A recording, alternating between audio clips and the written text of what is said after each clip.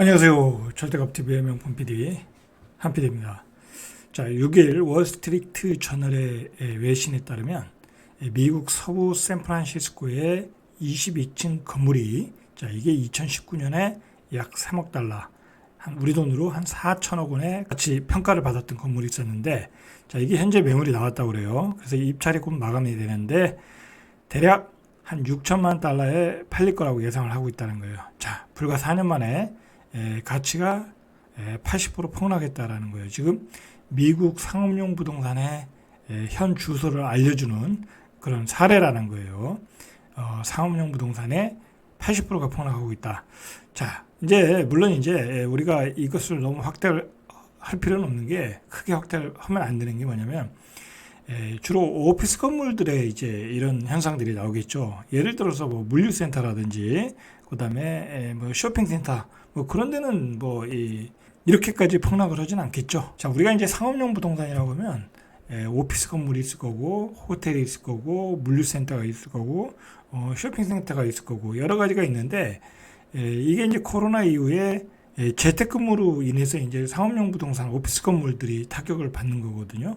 자, 그 오피스 건물들이 타격을 받으니까 오피스 건물에 사람들이 출근을 안 하고 그 지역에 있는 상권들도 타격을 받겠죠. 그러니까 오피스 건물의 1차 타격, 그 다음에 그 주변 상업용 건물의 2차 타격, 뭐 그 정도로 보시면 되겠죠. 뭐 호텔이나 쇼핑센터는 뭐 계속 이용을 하겠죠, 사람들이. 자, 거기까지 어떤 영향권이 있지 않나, 그렇게 보시면 돼요. 상업용 부동산 서비스 회사 CBRE 그룹은 샌프란시스코 사무실의 공실률이 30%에 육박했다. 그러니까 오피스 건물들이 타격을 보고 있다는 거예요. 공실률이 한 30% 정도다. 자, 이렇게 되면은 상업용 부동산을, 이런 오피스 건물들을 어떤 펀드들이 대출을 받아서 사서 거기서 나오는 임대료를 가지고 이자를 냈는데 이자를 못 내고 있는 상황으로 가고 있다라고 판단하시면 되죠. 신종 코로나 바이러스 감염 사태 발생 이전에 7배가 넘는다고 그래요. 이 공실률이 7배나 증가했다라는 거예요. 그러니까 거의 부도 상태라고 보시면 되겠죠. 자, 이게 문제가 뭐냐면, 이런 그 대도시들, 대기업들이 몰려있는 대도시에서 이런 현상이 일어나고 있다는 거야. LA, 그리고 뉴욕, 맨하탄, 이런 대도시에서 이런 현상들이 나타나고 있다는 거예요. 자, 통계회사 코스타그룹은 1분기 미국 전체 가운데 임차인을 찾지 못하고 비어있는 오피스 비율이 한 12.9%, 한 13%. 미국 전체로 보니까는 오피스의 공실률이 한 13%다라는 거죠. 자, 이 정도면 이자 내기가 버거웠겠죠. 자, 2000년 집계 시작 이후 최고치라는 거야. 자, 원인은 코로나 이후 미국 내 재택근무에서 사무실 출근으로 전환이 느리고 경기 침체로 대규모 구조조정도 지속되면서 공실률이 내년까지 상승한다는 거예요. 자, 이게 우리가 좀 산업 구조가 틀려요. 우리나라는 좀 안 그렇거든요. 우리나라는 재택근무라는 게 그렇게 하고 있는 기업이 있지만 그렇게 확대되는 국면은 아니에요. 그리고 우리나라 기업 특성상 그렇진 않고 재택근무가 많진 않은데, 미국은 말 그대로 막 혁신 기업들이잖아요. 그 빅테크 기업들이잖아요. 다 소프트웨어 기업들이니까 프로그래머들이 집에서 근무할 수 있잖아요. 자, 그러다 보니까 재택근무가 늘어났고, 그리고 기업들 입장에서는 다시 회사로 복귀하라고 하는데 직원들이 집에서 재택근무를 강력하게 원하고, 안 그러면 직장을 옮기겠다고 하니까 직장 근무로 회복하는 것이 굉장히 속도가 느리고 있다고 그래요. 자, 미국 부동산 정보업체 트래프에 따르면 작년 말 상업용 부동산 대출 규모가 한 5조 6천억 달러. 자, 이 가운데 은행 비중이 50.6%인데, 은행이 빌린 돈이 50.6%인데, 대형은행과 중소은행이 있겠죠. 그 중에서 중소은행이 67.3%라는 거야. 뭐 대형은행도 영향권에 조금 있겠네요. 그죠? 중소은행이 더 많이 대출을 해줬다라는 거예요. 이 상업용 부동산에. 그래서 최근에 이 미국의 지방은행들이 지금 거의 파산하고 있잖아요. 파산하는 배경에는 이 상업용 부동산 대출에 문제가 있다라는 거야. 자, 이게 문제가 있다고 하니까 사람들이 이 돈을 다 빼가는 거야. 뱅킹런이 일어나고 있다라는 거죠. 자, 그것 때문에 지금 미국 주식시장이 조정을 받고 있다가 오늘은 급등을 했죠. 자, 그러니까 이 문제를 해결을 해야 될 거 아니야. 그죠? 해결하고 하는 입장에서 볼 때는 가장 간단한 게 뭐냐면 이 부실 채권을 헐값에 사오는 거야. 그죠? 이 은행들을 파산시키고 부실 채권을 헐값에 사오는 거야. 그냥 파산시키면 안 되고 연착륙 과정에서 이 부실 채권을 대형은행이 인수를 하고 파산시키는 게 가장 좋은 시나리오라는 거죠. 미국이 지금 그런 시나리오를 가고 있잖아요. JP 모건이 퍼스트 리퍼블릭 뱅크를 인수했고, 그 다음에 파산하는 은행도 지금 인수자를 좀 찾고 있잖아요. 그죠? 이제 그렇게 가고 있는 거예요, 지금.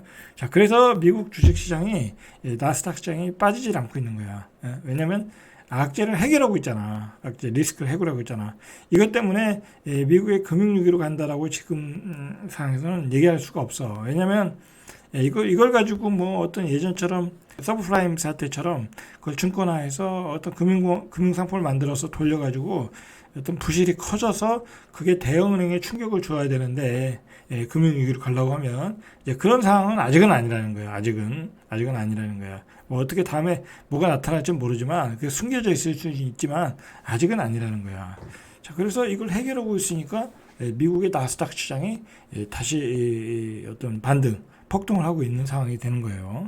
자, 이런 가운데 만기가 도래하고 있다는 거야. 상업용 부동산 담보증권 CMBS의 규모가 확대되고 내년까지 도래하는 대출 만기 규모가 한 1조 달러. 자, 만기 도래 때 부동산 회사들은 최근 고금리에 따라 이자를 올려줘야 하고, 올려줘야 되겠죠. 이제 금리 올렸으니까. 그리고 이제 대출을 또 축소하겠죠. 자, 그러니까 내년 되면은 사실상 이 지방은행들이 이럴 여력이 없다라는 거야. 대출을 늘려줄 수도 없고 유지할 수도 없다라는 거야. 그러니까 이 지방은행들을 내년인 만기가 돌아오기 전에 정리를 해서 그걸 대형은행에 인수를 해서 이런 내년에 그 상업용 부동산 부실 문제를 미연에 방지하고자 하는 게 어떤 월가의 전략이 아닌가 그렇게 보여요. 제가 보기에는. 만약에 이제 이들이 상업용 부동산들이 강제 매각되고 가격이 추가 급락한다고 하면 중소은행들은 그냥 파산하는 거잖아요. 자, 그렇게 되면 정말 미국의 금융위기가 올 수 있는 거야. 그러니까 이 지방은행을 어떻게 정리하지 않으면 미국의 금융위기가 온다. 자, 그렇게 생각해서 지금 그 부실을 도려내고 있다라고 보시면 돼. 치료하고 있다라고 보시면 돼. 오히려 이걸 가지고 미국의 금융위기가 온다라고 해석을 하기보다는 금융위기가 오는 것을 방지하기 위해서 맞는 얘기 같아요. 지금 현재까지 분위기로. 임대 수익이 줄어든 부동산 회사가 건물을 담보로 은행에서 빌린 원금과 이자 상환을 제때 하지 못하니까 자, 블록필드와 워터 브리지 캐피탈, 블랙스톤 등의 일부 상업용 부동산은 이미 채무 불이행을 선언하고 있다는 거야. 이 워터 브리지 캐피탈은 이거 레이달류 관련 회사 같고, 이 블랙스톤은 뭐 말할 필요도 없는 아주 유명한 회사고, 자, 이런 그 큰 회사에서도 일부 상업용 부동산에서 채무 불이행을 선언하고 있다는 거야. 자, 이거 심각한 문제죠. 심각한 문제니까 이걸 미리 해결하려는 움직임이다라고 보시면 될 것 같아요. 자, 이 문제가 확실히 심각한 것은 버핏의 동료 찰리 먼거도 상업용 건물을 포함한 사무용 건물을 포함한 상업용 부동산의 침체가 미국 은행권의 불안의 또 다른 뇌관이다라고 분명히 이야기를 했어요. 자, 그래서 최근 사무용 빌딩 등과 쇼핑센터들을 포함해서 문제가 많은 상업용 부동산이 다수라며 은행들이 6개월 전보다 부동산 대출을 더 조이고 있다라는 거예요, 지금. 자, 이렇게 심각성을 이렇게 유명한 찰리 먼거가 얘기했다라는 것은 분명히 문제가 있다라는 거예요. 자, 그러나 사무용 오피스를 제외한 나머지 상업용 부동산의 지표는 아직도 탄탄하다고 그래요. 부동산 가격 하락에 따른 대출 부실이 미국 상업용 부동산 시장 전체로 파급될 가능성은 제한적이다라는 분석도 있어요. 뭐 호텔은 많이 가잖아요, 그죠? 마찬가지로 뭐 쇼핑센터도 그렇고, 그다음에 뭐 물류센터는 조금 뭐 영향을 받을 수 있고, 전체적으로 다 그렇지는 않다라는 거야. 우리가 그것도 좀 지적을 해야 될 것 같아요. 자, 최근에 이제 그 지방은행이 폭락을 하잖아요. 어제 50.6% 폭락했던 맥 웨스트 뱅크론. 자, 이 이런 은행들의 문제가 바로 상업용 부동산의 문제와도 관련이 있는 거예요. 그것으로 인해서 이제 뱅킹런이 일어나고 있는 거니까.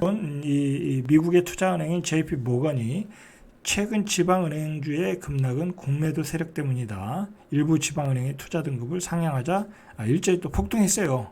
이 얘기는 뭐냐면 연착륙을 시키겠다라는 거예요. 이걸 파산 처리하면 안 되고 이걸 이제 대형은행들이나 다른 은행들이 인수를 해서 이 상업용 부동산 문제를 좀 이렇게 처리해 나가는 과정이 아닌가 그렇게 보고 있어요.